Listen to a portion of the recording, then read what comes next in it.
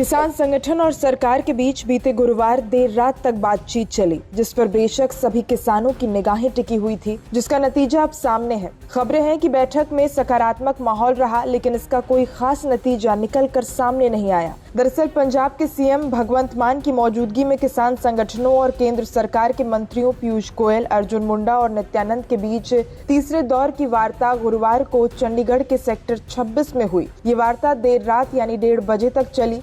बैठक में सकारात्मक माहौल जरूर रहा, लेकिन इसका नतीजा कोई निकल कर सामने नहीं आया। इस बीच किसानों ने आज भारत बंद का आह्वान किया है। बैठक के बाद केंद्रीय मंत्री पीयूष गोयल, नित्यानंद राय, अर्जुन मुंडा और पंजाब के सीएम भगवंत मान जब मीडिया से रूबरू हुए तो उनके चेहरे के भाव बता रहे थे कि मसले के हल के लिए बातचीत सही दिशा में जा रही है। वहीं किसान नेताओं ने मीडिया को बताया कि संतोषजनक चर्चा रही।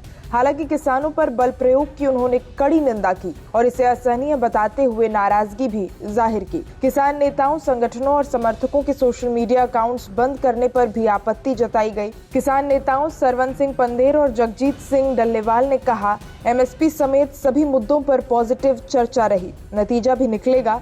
हमें सुखद हल की उम्मीद है।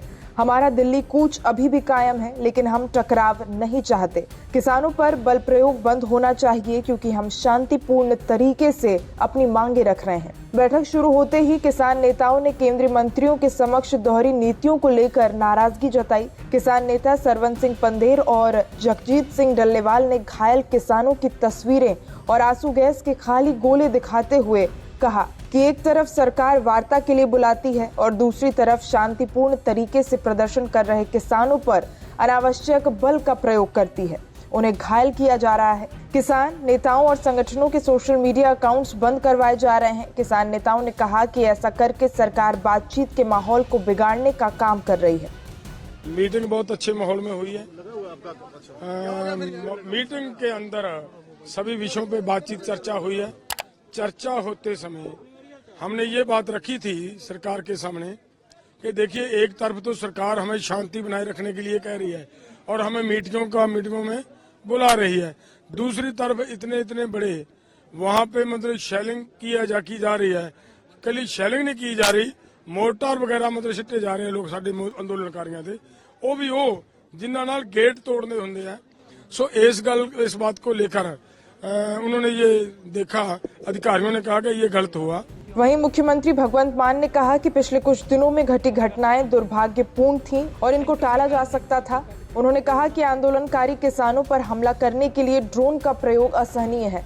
राज्य सरकार पहले ही इसका विरोध कर चुकी है। पटियाला के डिप्टी कमिश्नर ने अंबाला के डिप्टी कमिश्नर के समक्ष ये मुद्दा उठाया था। उन्होंने आरोप लगाया कि पंजाब को भारत से अलग करने के लिए हरियाणा के साथ लगती राज्य की सरहदों पर कटीले तारे लगाई गई, ये जायज नहीं है। सीएम मान ने कहा कि राज्य के 3 जिलों में इंटरनेट सेवाएं निरस्त कर दी गई है, जिससे विद्यार्थियों की पढ़ाई पर बुरा प्रभाव पड़ रहा है। उन्होंने कहा कि इन दिनों परीक्षाएं चल रही है और ऑनलाइन पढ़ाई की जा रही है।